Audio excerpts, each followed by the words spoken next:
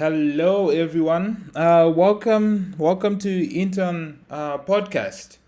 So, episode one actually. For starters, let me outline what the podcast is about. I think I'm going to do more stream. I think I'm gonna start doing more streaming. But for now, for this first episode, I'm gonna pre-record it. I'm gonna record it, then I'll upload it. So, Intern Podcast is about discussing technology news and how that's tied, and then we tie it to markets.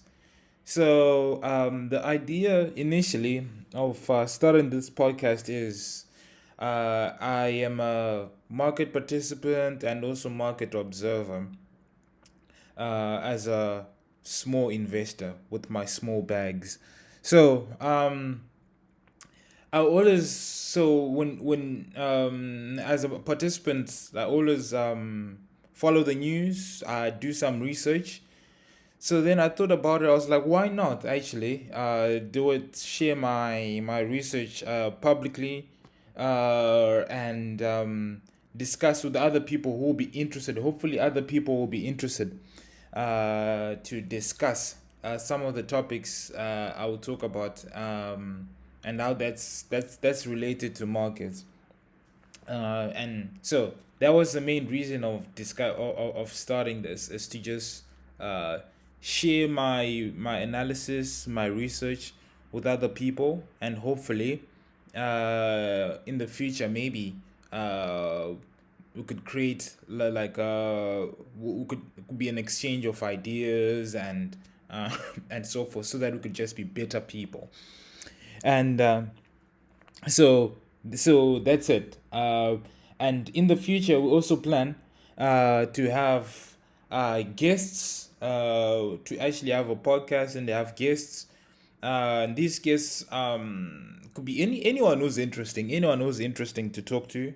But I would most likely probably it will be builders, people that are building interesting stuff, technology, or businesses.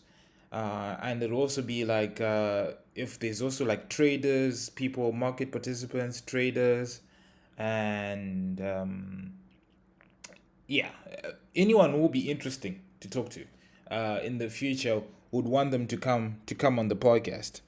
So how this podcast is will be outlined is we'll have an agenda of interesting news that happened during the week, and then I'm going to go through it, sort of like summarize what the news is about, and how that could affect our investments, our stocks, and so forth. So, and I also go through some charts which I find interesting, and maybe discuss where we are in the cycle, whether it's a bull market or if it's a bear market, or yeah, we'll discuss those things as well. And I would like as much feedback as possible. If there's other issues that you'd like me to discuss, or other things that you think uh, can improve this podcast. I just want it to be like a place. I just want it to be like a show where you come in, you listen about the news that happened during that week, and so that you could just be better informed as a market observer or market participant, if you invested or not, or if you're considering to invest. So the agenda will mostly have politics, AI, and crypto. I picked out some topics for us to discuss today, and it's mostly going to be about markets and about technology. But you cannot avoid politics. Politics is everywhere. Um, Politics affects everything. It affects the prices of bread, stocks, everything. So you cannot avoid it. It's like the air you breathe, basically. You cannot avoid it.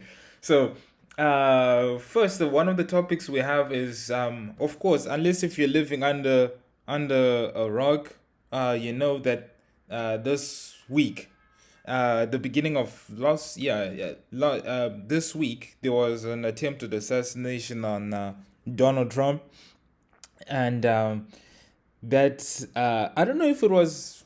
I think people were surprised. I was also surprised, but looking back, and looking at how easy it is, looking back at how the guy was able to get a direct shot on the on a very on the presidential candidate, it was very surprising. So I guess a lot of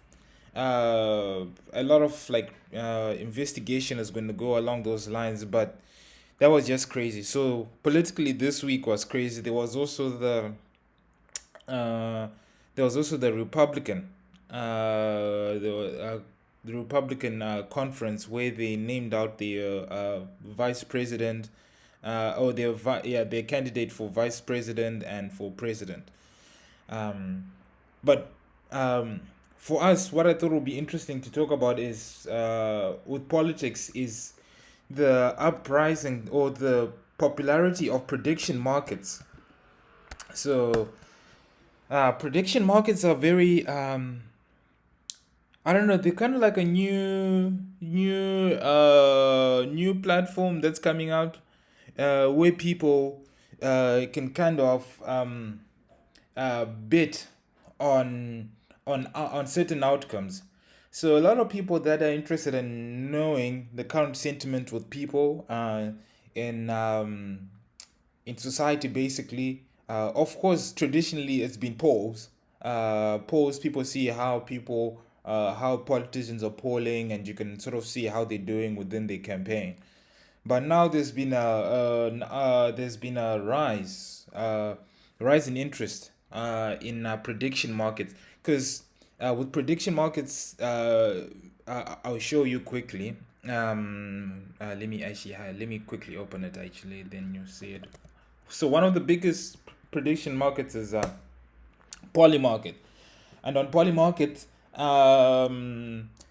it's I feel and other people feel it aggregates everyone's opinions, because with polls they're usually done with what you call it, with news agencies, with newspapers, with news agencies, but with so it could be a bit fragmented, but whereas with prediction markets, anyone, or you feel like it integrates everyone's beliefs, and they're very popular. They're becoming quite popular. Starting recently, a lot of people have been wondering. I think everyone has been wondering um, whether, looking at the challenges that Biden faced in the last debate, people are wondering, is he going to drop out? No one really knows. I think people kind of know, but when you look at the media, people don't really believe in the media anymore, or anything like that. People are like, you're still going to continue running. But then people, when you look at, so other people are looking for maybe a more, what can I say? A more, not trustworthy. It's not trustworthy, but it's more of a direct pulse to the people is through these prediction markets, and they even went as high. So his chances to drop out after, I think this was after the debate, or just before the third. I don't really remember when the debate, the exact date the debate was, but they went as high as 80%. So people are saying, media or anything like that can try and, bullshit us and tell us, oh, it's everything is fine and whatnot. But you do have these markets, you do have people like betting on what they actually think is the reality of the situation, and it goes to above 80%. And last time, I don't know what it is right now, but currently, according to these markets, it's showing it at above 76%. that he's going to drop out soon. So this is just like a very interesting source of information to just understand what people. It's just how this platform works is you just have a question and you can vote with your dollar, with your money, whether you think yes or no. So in this instance, this Biden drops out of presidential race, and right now it's currently at 76%. And let me actually go and see. Who so people think, which I also kind of believe might happen, is actually Kamala Harris might actually be the nominee, and the current sentiment, the market is saying that most likely it's a 51% chance that she's going to be like the Democrat nominee, and that really the reason why I'm talking about these things is, you know, with what happened with the so it just helps you like predict or just gives you more information on what's going to happen in the future. And after what happened with the assassination attempt, um, you look at the presidential election winner, Donald Trump, shot up uh, by probably a couple of percentage points. I think. Does it show? Does it show? Let me see if it shows. Uh, but after the assassination attempt, people like, I think now it's a given that Donald Trump is going to win. Which, hey, I'm not sure. I'm not really in the business of making predictions. I don't know. But you know, according to people that are or people, yeah, according to, you could call it the free market, I guess. People really do think it's a 64% chance, and if actually Kamala has a higher chance of winning than Joe Biden, and that really affected the crypto markets, which is something that I wanted to go get back into as well, which I wanted to discuss. So we're going to look at our first chart of the day. Let me open. I think I have it here. Yeah, yeah, yeah. So BTC. So um I like crypto, and I follow it a lot. And if you look at the past year, it's been in a bull market. It's been in a bull market, and go the last week when this happened, we're trading around, yeah, around 60 odd, somewhere there. And it just shot up because now everyone believes, or or people are starting to price in a Donald Trump win, which which I can understand, which because he's come out being very supportive of crypto, and uh, a lot of people are now very optimistic that if he wins, that will be good for legislation and crypto policies, and it's gone up. And looking at it right now, the chart looks very nice. Uh, Going into next year, basically, I think it just seems like it's going to do quite well. If Donald Trump wins, or maybe I think even if Biden wins this, yeah, the chart just looks bullish. And the other topic which I wanted to talk about, so this is prediction markets, poly market. I think it's quite an interesting platform if you want to just get a true sense of maybe what the free market is predicting is going to happen. And Meta also came out saying that it's um, it's removed any restrictions into sorry that's that, yeah, to Trump's accounts, which I think is now just looking at the news that we're getting and all the data we're getting. It's looking like it's going to be quite a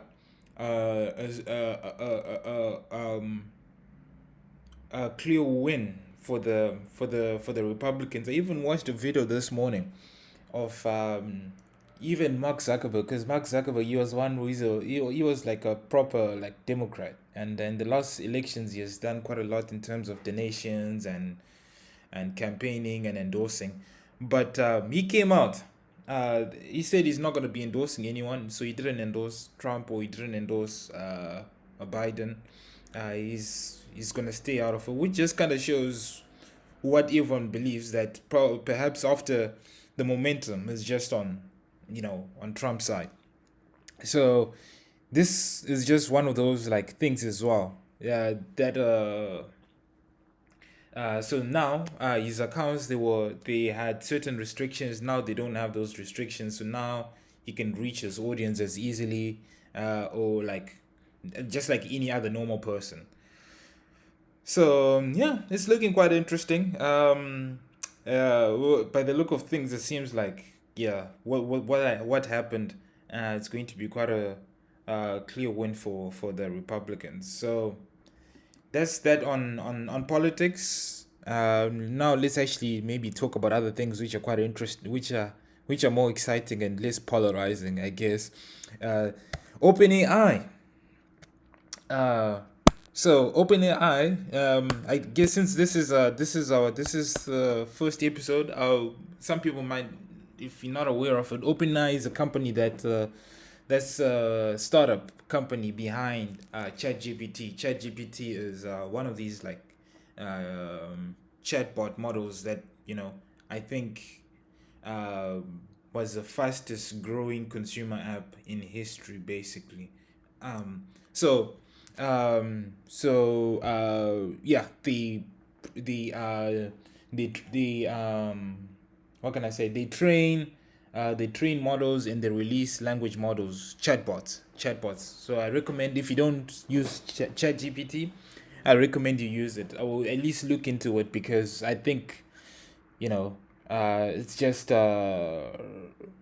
I'm still amazed by it, even after having used it for, I don't know, for 2 years now since it came out. I'm still amazed that a computer can really talk to me like a person, and that they yeah, and it just continues getting better.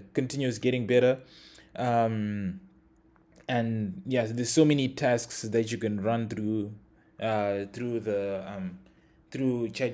and to just make yourself more efficient, and whether it's brainstorming ideas, or if it's writing an article or writing a report or writing some code or anything. So the big players in it, OpenAI, and I think in the future episodes I'll talk about other companies as well that are in this space that you should also just look into, or should just pay attention to. It's like, yeah, I'll talk about it in the future. So they released a new model called GPT-4o Mini, and this model is slightly is smaller than the one they previously released, which is the GPT-4o, and this one competes. So this one is going to replace the free version of ChatGPT 3.5, which was the one which they initially came out with 2022. And the amazing thing about this model, when you go through the article and what they describing, is they say that it's 60% cheaper than uh, than the Chat GPT, which they released 2 years ago, and it's much smarter. So it's more intelligent as well than that one. So you could just see like the progress. It just continues. Yeah, it's just exponential. It's just improving. Yeah. Every time, every week, every month, there's like some sort of advancement or some progress within this large language model space. So they released this model and they say it's 15 cents for input tokens. So input tokens, this is what you type in, and so per million tokens, and 60 cents per output token. So this is the output that you get from the model, and also an 82% MMLU score. So this is like how they grade these models. So it's like what do you call it? It's like a grading system to see how intelligent the model is, and that fares quite well. Does very well at 82%. Let me see if I can. Let me open this one. I think they even have the so this is where you can go see the leaderboard of what. Okay, that's fine. Let's see. Yeah. So MMLU, let's see. No overall score. Is it like we can do that multi? I, I'm not gonna go through all of it for now. I think, but oh, let me see. I actually have one. I think this one will be much easier to see. Um, yeah. Where is it? Where is it? Yeah, yeah. So, I want the one with the MMLU. MMLU. I didn't. I didn't check this before posting. So before I started this recording, but I'm gonna put this link in the description of the video, and you can also see how you grade some of the models, and it feels quite well. It feels quite well, and it just made me think how with the potential for these things. Right now, people like the skeptics are like, oh, it's too expensive. What do you call it? Google query is like way cheaper than of course chat gpt query, but it just shows that these models just continue getting better, and in who knows, it's just going to start unlocking more and more use cases. You're going to developers, smart people, they're going to continue playing around with this, and we're going to find more use cases as the prices uh, get lower and lower, as it gets cheaper and cheaper to run them, and as they continue to get more and more intelligent. So this was very good news, very interesting. Everyone was very in the tech space. Everyone was very happy to see this update. So Sam Altman keeps building. So I'm very happy about this. And anyone who's very skeptical about this AI technology, who just thinks that maybe it's like a bubble, and perhaps maybe it's a bubble with maybe some startups are gonna fail within the space, but overally, I think it's a huge advancement in tech, and especially real world use cases. I use it pretty much, I don't know, every day, or every second day I use it. So I think as they continue getting cheaper, who knows? Maybe the $20 model which they have, I don't know how sustainable that's going to be if now this one is offered for free, um, and it's not. It's of course it's not as good as the paid version, but it's close to being as good as a paid version. It's just amazing what's happening within this space. The acceleration is crazy. So yeah, and another article which came out was this one, yeah, which I still feel. So yeah, skeptics. So in this article, what is it? Not I think it's option there. Yeah. This in this article, you do get a few people that are still skeptical about the technology, and uh, uh, uh, Sam and Ariana Huffington, this have founded a health startup, where they want to make personalized no, a personal health assistant. So they're saying, which I understand, I think there's huge potential in that space. Where they're saying that, so the name of the startup, they have it. Where is it? The name of the startup, Thrive AI Health. Um, um, they are aiming to produce a more personalized health advice, which obviously right now with the current way the system is, it's very expensive. Only the rich can afford to have a personal trainer or can afford to have like a personal dietitian. So the premise of this, or like the from my understanding, the goal for this startup is to make a personalized health coach ubiquitous, so everyone can just have one. And looking at, like I was mentioning, with the cost of uh, the the API costs for the chat GPT are getting lower. Who knows? Having a personalized coach is going to be much affordable for anyone.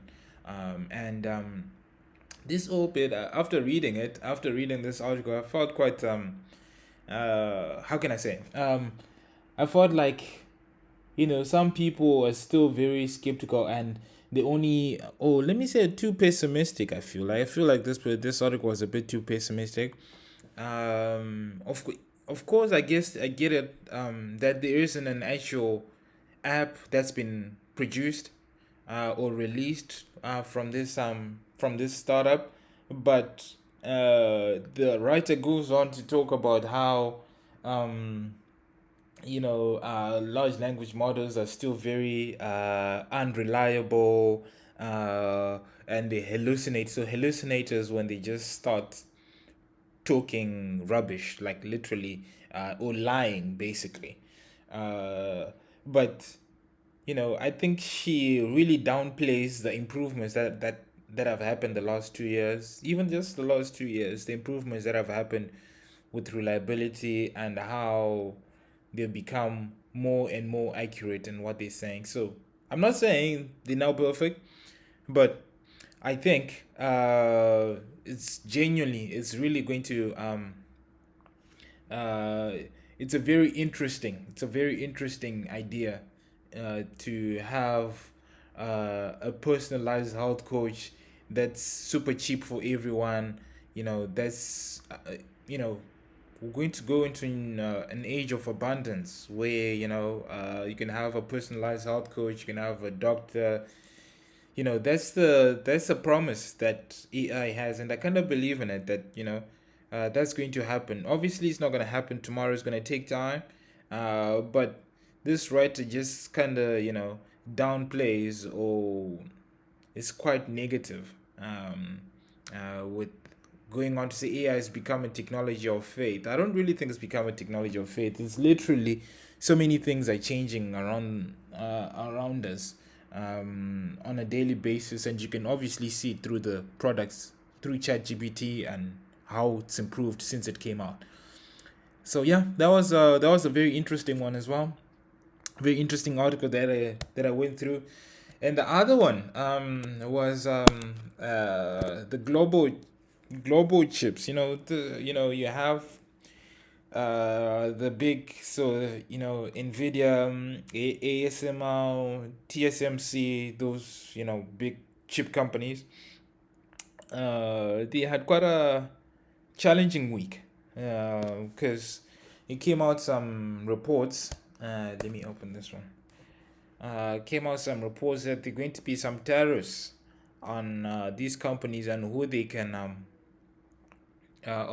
can sell to. They don't want, America doesn't want these chips to be sold to China. So a lot of traders and participants obviously panicked, and there was quite a dip. You have also Trump. Obviously, Trump, he wants to, what do you call it?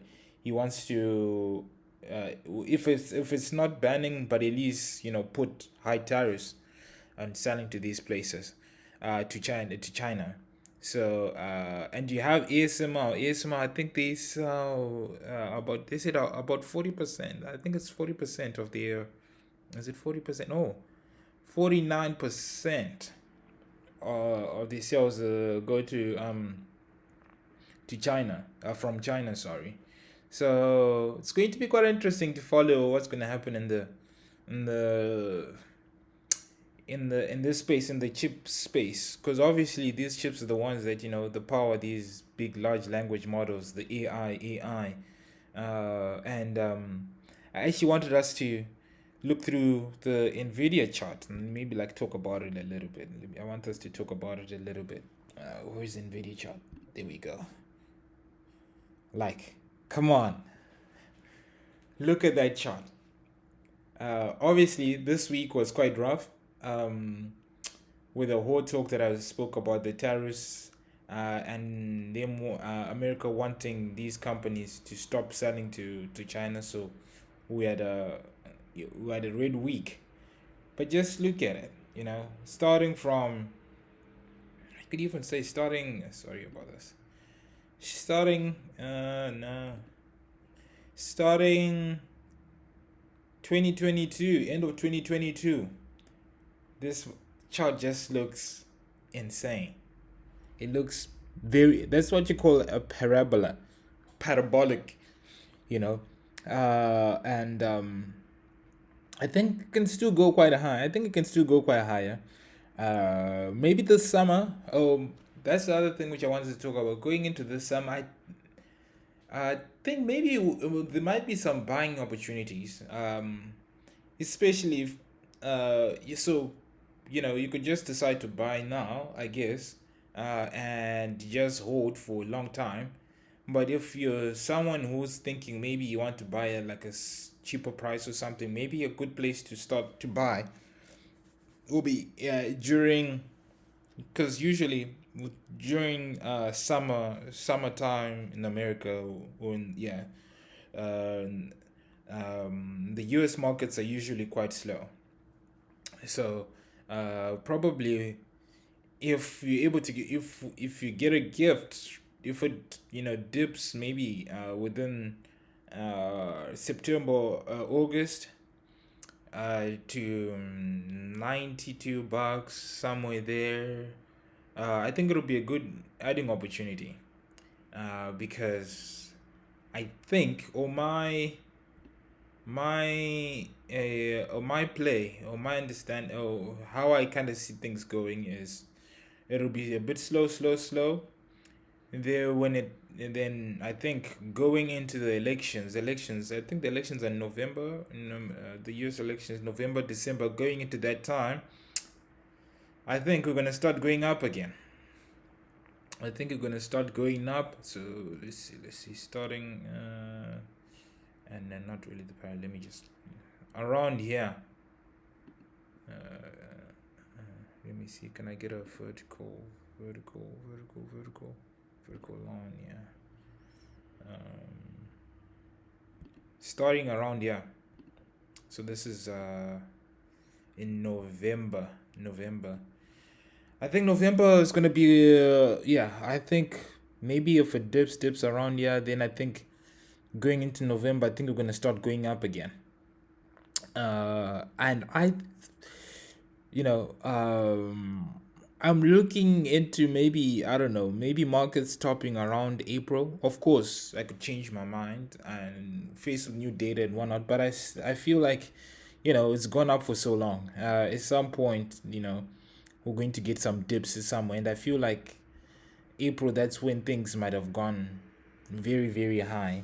And that comes after the euphoria, after the elections, obviously, after the elections. And obviously, going leading to October, November, I think there's going to be a cut in rates as well. There's going to be a cut in rates, and a lot of people, so that's going to be generally good for markets. So yeah, this chart looks good. Uh, who knows? Maybe it might just continue going up. But after the news, obviously there was a dip. But I guess maybe there could be like a bit of consolidation around here. Maybe, as people are away on vacation during summer, and going into who knows? Maybe you could even front run October. But I'm kind of certain that maybe no, not certain, but I think going into November, we're gonna start trending upwards again. Going into elections, it might even start happening earlier. Who knows? But we're gonna continue discussing this. as time goes on. So yeah, that's the other topic which I wanted to talk about. So this is with the chip shortage and and things like that. And now let's talk about crypto. Let's talk about crypto. Of course, AI has had most of the hype these last few months, obviously, because we can it feels like regarding like real world use cases, certain things that AI is already doing, where crypto still feels like it's still very new, it's very nascent, and obviously we had a few like blow ups not recently, in the last few years. So a lot of people are still quite skeptical what's there to crypto, but I'm quite bullish about crypto. I think it's a technology which I think has real world use cases, which I guess we'll discuss more in the future. But one thing which just kind of shows that maybe it's starting to rebound after like the massive blow ups and everything that happened in the last few years is venture funding. Investors have started to invest more, or it has increased. So a lot of people are now starting to invest in startups in the crypto space, which is generally a good thing because it shows sentiment is improving, and there's more capital going into the space, which is which is quite good for our bags, and which is quite good for Bitcoin and other altcoins. Um, so it says it rose to 2.4 billion US dollars in first quarter of 2024. That's in comparison to 1.7 billion in the last quarter of 2023. So this is just a good. I think this is just one of those signs. It just shows that it's things are improving, and markets are starting to maybe trend up. And maybe some of that hype is gonna start. Uh, is gonna come back. Is going to come back, and so that was also a good article, and I recommend maybe if you get some time you can also read through them. They're going to be in my. I'm going to add them in the notes. I'm gonna add them in the what do you call it? I'm gonna add them in the description, the video description, and you can read more about it. And another article which I found quite interesting this week was a Vitalik article. So he's quite a Vitalik is the one of the co-founders of Ethereum, and Ethereum is the second biggest cryptocurrency behind Bitcoin. Yeah, and so he's quite a well-known builder within the crypto space, and he wrote a blog. I keep on making that mistake. He wrote a blog talking about the some of the narratives that have been building within the. So like I think I even mentioned as well early on that markets are pricing in uh, a Trump win. So this is Bitcoin. So they're like if they're pricing in a Trump win, uh, um, why? Because he's been talking well about. Oh, he's been speaking well about crypto, but who's this? Vitalik comes out and says, no, we shouldn't really just vote for a politician because he had said something good about crypto. We need to look at. You can't just vote based on just what he suggested for crypto, but you have to look at the politician holistically. You have to look at how they've spoken about the technology in the past, uh, what they think of, how they think of uh, other other other pro crypto, or other pro freedom uh, aspects and issues, and it does bring up some good points that perhaps because a politician just says most of the we're not gonna. I guess Trump, he came out and said he's not gonna let any he wants all the crypto innovation to happen in America, uh, but how is he, what are his other policies like around immigration? Or he does bring it like we need to look into stuff like how, what does he believe about immigration, what does he believe about trade and other issues. Let me actually go, he does speak about other bills. Let's see, can you see it? Yeah, let's see.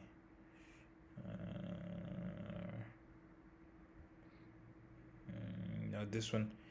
Nah, I think you could just read for yourself and in your free time.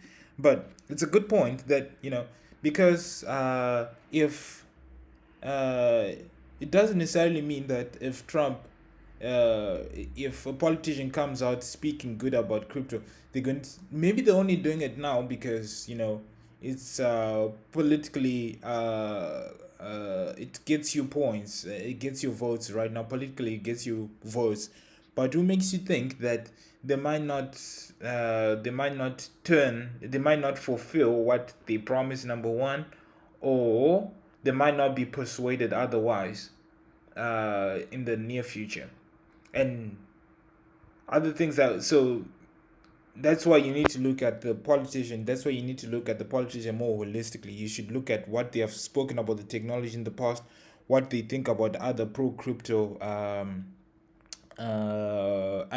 policies, or like aspects like freedom of, obviously, for self custody, freedom of transaction, trade, transacting everywhere around the world, freedom of movements, whether it's through immigration and things like that. So I think, yeah, I think that was a very interesting article. It just made me think. Other people, of course, you have people on Twitter, on X, saying, "Oh, so he's basically saying that he's going to be voting for Biden." I don't think that's what he said. I don't think that was his point. I don't think that's what he was saying. But you're just making you think that of politicians, usually they're in the business of what politicking.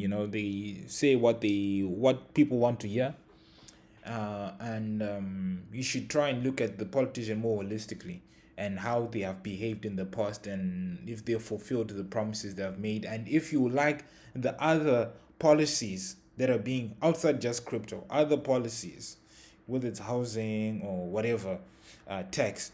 If you like those other policies, then yes, but it shouldn't just be based on just one issue about crypto. So I think, yeah, that was a very good article, and I also added it in into the agenda. And the other big one is ETS. So we had the Bitcoin ETF started trading early on this year, and now you have the Ethereum ETFs. They expected to start trading on the 23rd of July. On the 23rd of July, and I think this is going to be. I think this is a positive thing. This is a positive thing.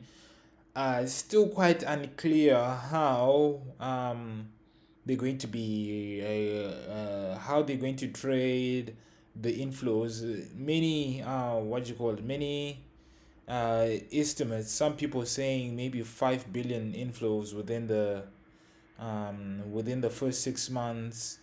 You even have some people, I think so 5 billion within the first 6 months, and some people are going as far as saying 20 billion in inflows the first year.